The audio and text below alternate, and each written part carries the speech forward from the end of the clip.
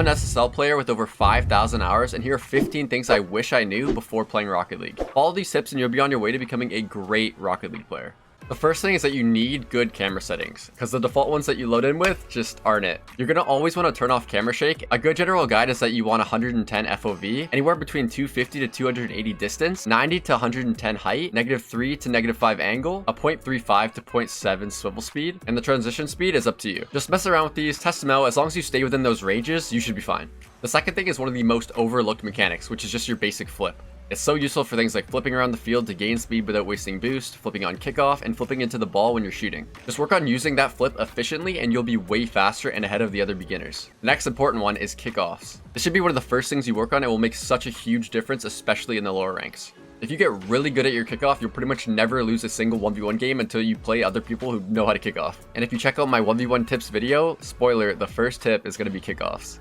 The next thing is just a very basic rotation. You don't have to worry too much about the complicated stuff, just don't ball chase. If you see your teammate on the ball or going for the ball, just rotate behind him and don't push up too much on defense or challenge without anyone behind you. Eventually, you're going to learn things like going back post into the net and following the boost lanes, but you can take it one step at a time. Boost management is something I wish I knew about when I started playing this game. You should very rarely ever have zero boost when you're on the field, and you should practice picking up those small pads and making plays without using all of your boost when it's possible. A good tip is actually turn off unlimited boost in free play, so you get used to not having unlimited boost, which you never do in real games. I find this really helps when I'm grinding a lot of 1v1s. The next tip is going to be replay reviews. A good idea is to actually not only watch the replays that you thought you played well, but save the replays of games that you think you did poorly in. You can watch them over and see mistakes that you could have made and how you can improve next time. You can even watch replays for people that are better than you and professional players, because even though they're going to be a lot faster and more mechanical than you can see their thought processes on when they slow the ball down, rotate out, and things like that. This is going to be good quality practice, which is always better than quantity. The next thing is going to be effective training.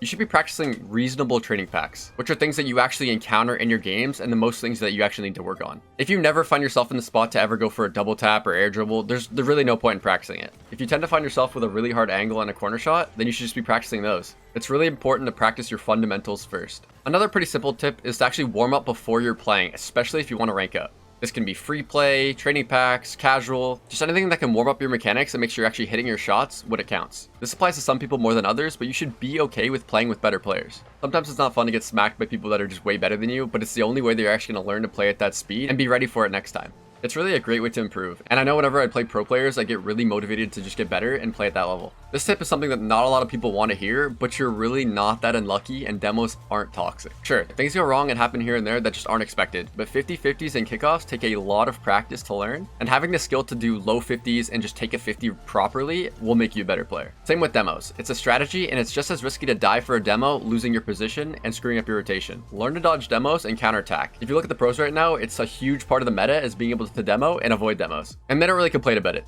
Usually. A personal tip I would have recommended myself is to not use toppers or antennas. This applies if you're really just playing in terms of improving and just really trying to get better. Otherwise, it's really not that big of a deal and isn't going to hinder you a whole lot. There have been pros that play with toppers in the past, but a reason why a lot of people don't use them is just because it kind of gets in the way of the screen. And for me, it would make dribbling just that much harder for me when I was learning it. Not to say that you can't use it and improve. The next step is to actually learn how to use your ball cam. I know when I first started playing, I would never really want to take ball cam off or never really know when or how to use it, but knowing the right times to use ball cam actually help a lot. For things like dribbling, grabbing boost and rotating out, and cutting the ball in 1v1 situations. The next step is just focus on your own gameplay, because unless your team's DCing or actually intentionally throwing, there's really always something you can do to change the game. You don't want to be that guy who's just always blaming your teammates. At the end of the day, they're your competition, and if they're bad, then so be it. The final tip, which actually still applies to me today, is to play more 1v1s. I always say to play more 1v1s since you rely on yourself, and it applies to every other game mode and makes you a smarter player overall. There's so many pro players that started out in 1v1s, and it shows. I hope these tips are helpful to you. Try to follow them and stay consistent with it, and you'll be one step closer to becoming a better Rocket League player. And if you want more tips, feel free to check out my 1v1 tips video. Don't forget to like, subscribe, and turn on post notifications so you don't miss out on future uploads. Thank you for watching, and I'll see you in the next video.